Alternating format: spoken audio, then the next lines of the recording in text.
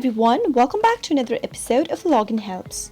In today's video, I'm going to show you how to find someone's Instagram from Tinder. Keep watching the video till the end and don't forget to subscribe to our channel by hitting the subscribe button. Press the notification bell icon so that you'll never miss another update from us. Tap open the Tinder application and log into your account if necessary. And tap open anyone's profile.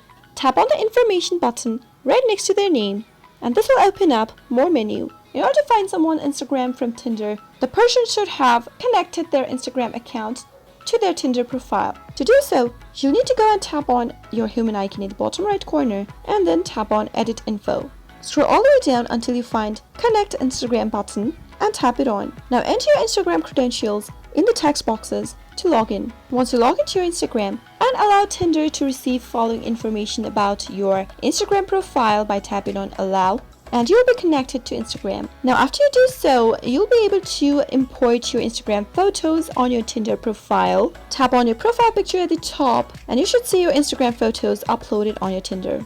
If the person you are trying to find the Instagram account has connected their Instagram just like how I showed it to you, then you'll be able to find their photos as well. From the home screen of Tinder, go ahead and find a person and simply open up their profile.